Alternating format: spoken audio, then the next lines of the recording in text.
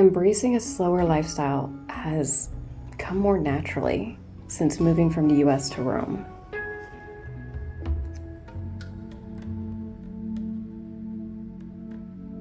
But slower doesn't mean easy.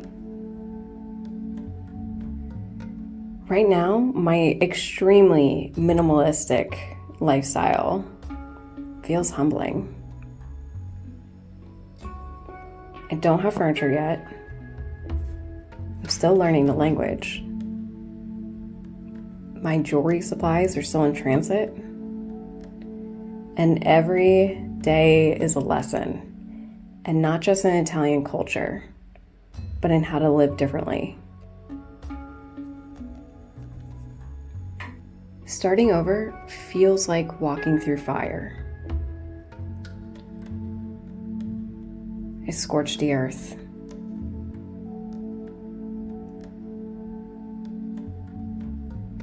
And now I feel this deep humility that can only come from leaving everything I knew behind. And I did that on purpose. Believe it or not, change is refreshing. No. Change is rejuvenating. It's cleansing my soul. Seriously, if you ever want to change your life, try moving to a new country with just a suitcase.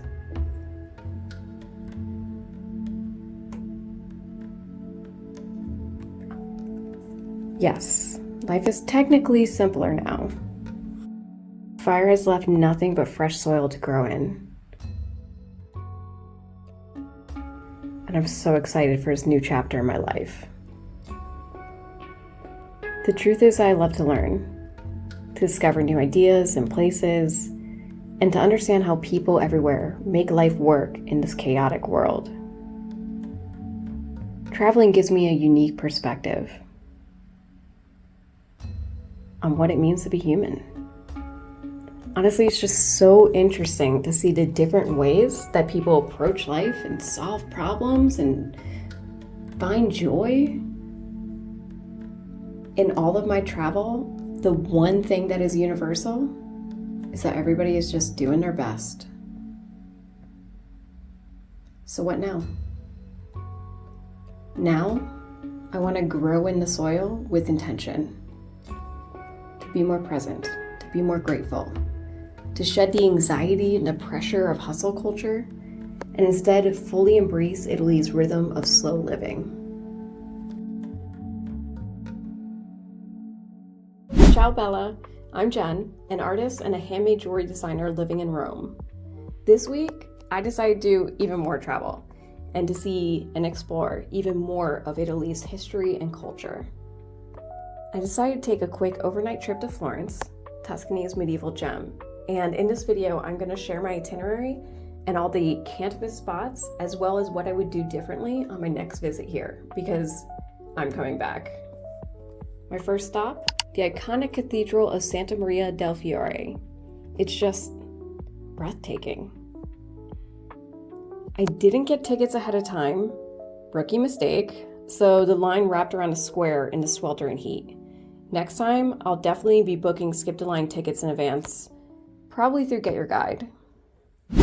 Next, I ducked into Mercato Central to cool off, thinking I'd just browse the farmer's market downstairs. But upstairs, a food lover's paradise. The artistry, the smell, the passion behind every dish, it was impossible not to grab a bite. This is for sure a don't miss foodie's dream.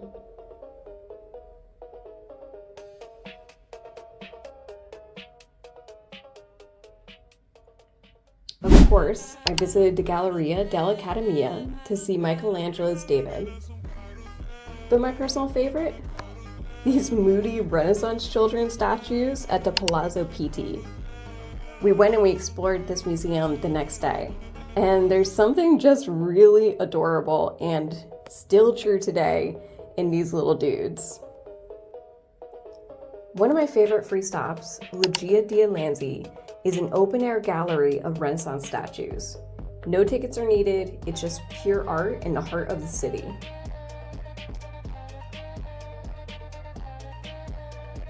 Summer in Italy means heat waves and crowds.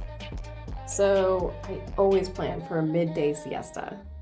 I stayed at Hotel Davanzati, centrally located, affordable, super comfy beds, and an amazing breakfast included. After a 2-hour nap and some reading in the AC, I felt like a whole new person. At sunset, I wandered the Ponte Vecchio Bridge, one of Europe's oldest, most photographed, and most iconic bridges. Honestly, it's a miracle it survived World War II when so many other bridges didn't. That evening, I did my favorite part of the trip, a food and wine tour with Eating Europe. They don't just feed you, they share stories and the history behind the making of Tuscany food. And yes, I was actually full by the end of the night, which is really rare for a food tour. The highlight? Ordering wine through one of Florence's 7 Bruschette del Vino, little wine windows. These windows were built during the plague in the 1600s, were reopened during COVID, and 7 of them are still operating today. If I could have added anything to this trip, it would have been a pasta making class, which I saw as we were walking around and looked really cool, and I was super jealous, or a bike tour through the city.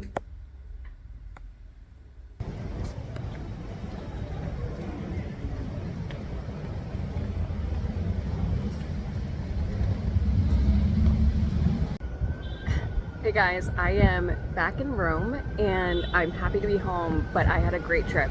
I wanted to immerse myself in a city that had a lot of culture and specifically medieval history. I just thought it was so cool to walk amongst like the cathedrals and the architecture of the time of the Renaissance was really, really neat. I really enjoyed the museums. The food tour was amazing. I'd like everywhere I go and I travel, I do a food tour. That's just my thing.